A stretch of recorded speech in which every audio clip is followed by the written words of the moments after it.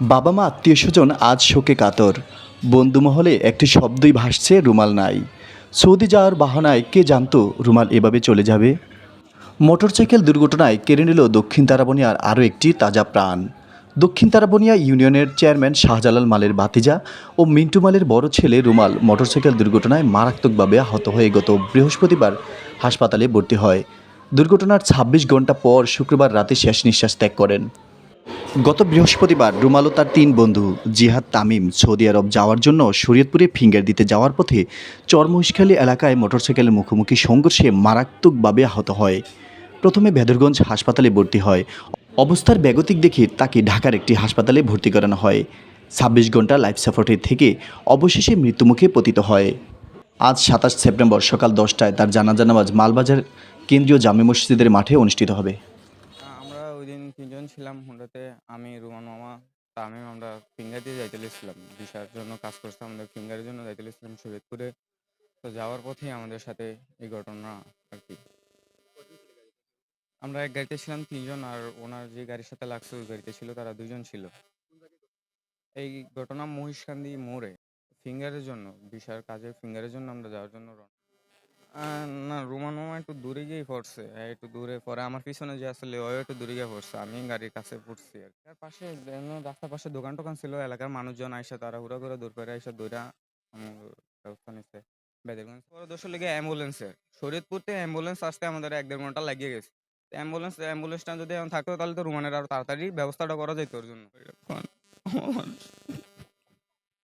সে oxygen পাইতেছিল না। এটি রিপোর্টে আসলো কি ব্রেইনে বেশি রক্তক্ষরণ হইছে।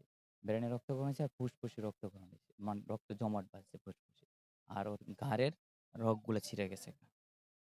হ্যাঁ, ঘাড়ের রগগুলো ছিঁড়ে গেছে গা। তারপরে ডাক্তারদের সাথে যেই আলোচনা করলাম তারা বলল ৭২ ঘন্টা পর ছাড়া তারা আমাদের কোনো একটা সিদ্ধান্ত দিতে পারবে না। রোগীর কন্ডিশন কি? ৭২ ঘন্টা পর ছাড়া কোনো সিদ্ধান্ত দিতে পারবে না। তারপরে ৭২ ঘন্টার ভিতরে আমরা ২৪ ঘন্টার ভিতরে কালকে আবার একটা সিটি স্ক্যান করানো হলো। সিটি স্ক্যান করানোর পরে সিটি স্ক্যান দেখলাম প্রথম যেই ২৫ তারিখে সিটি স্ক্যান ছিল, সন্ধ্যা ওই সিটি স্ক্যানে মানে হালকা রক্তক্ষরণ ছিল। কিন্তু রক্তক্ষরণ আর বন্ধ হয়নি ব্রেনের। ব্রেন রক্তক্ষরণ মানে ২৪ ঘন্টা পরে যে সিটি স্ক্যান আসলো, ওই সিটি স্ক্যানে পুরা ব্রেন ছড়ায় গেছে ব্লাডে। তাহলে মানে ব্রেনে কোনো আর কাজ করতেছে না, 0% ব্রেন ডেড ডাক্তার বলল। ডাক্তারের সাথে আইসিইউর ডাক্তারের সাথে কথা বললাম। সন্ধ্যা ৭টায়। বলল, "আমি ৯টা বাজে আপনাকে কনফার্ম কিছু বলব।" রাত্রে ৯টার জন্য অপেক্ষা করতে ১০টা বাজে আমাকে জানাইলো তার ব্রেন কোনো কাজ করতেছে না, তার হার্ট কাজ করতেছে। হার্টে এলো তার গতিতে কাজ করে না। মেশিন যে লাগানো ছিল ওই মেশিনে কাজ করতেছে। এই সিদ্ধান্ত নিতে বললাম তো আর রোগীর কোনো ইয়ে নাই। এই রোগী হাজারে একটাও রিকভারি করে না। হাজারে একটাও রিকভারি করে না। এজন্য তারপর আমরা সিদ্ধান্ত নিয়া আইসিইউ ডাক্তার বললাম, কয় আপনারা নিয়ে যেতে পারেন। আমি সম্পর্ক ওর চাচাতো ভাই। মনে গাড়ির গতির চেয়ে জীবনের মূল্য অনেক বেশি।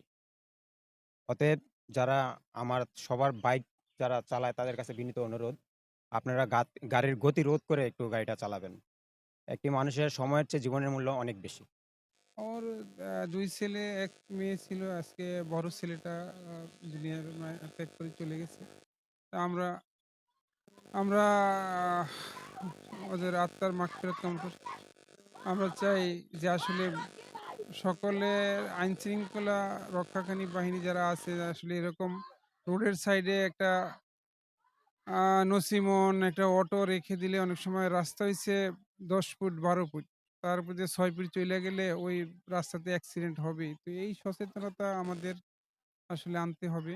এটা আমাদের যারা বিভিন্ন সমাজ প্রতিনিধি যে অনেক মেম্বার আছেন, চেয়ারম্যান সাহেবরা আছেন, আমাদের আইন শৃঙ্খলা রক্ষাকারী বাহিনীরা আছেন। সকলের কাছে অনুরোধ আপনারা এগুলান আসলে সামাজিক সচেতনতা না আনলে আমাদের আ আসলে ভবিষ্যতে আরো এই ধরনের অ্যাক্সিডেন্ট হইতে পারে। তো আমি অনুরোধ করব আমরা যাতে এখান থেকে কিভাবে রক্ষা পাই এটা সকলে একটু চিন্তা ভাবনা করে বাচ্চাদের বুঝানোর চেষ্টা করবেন।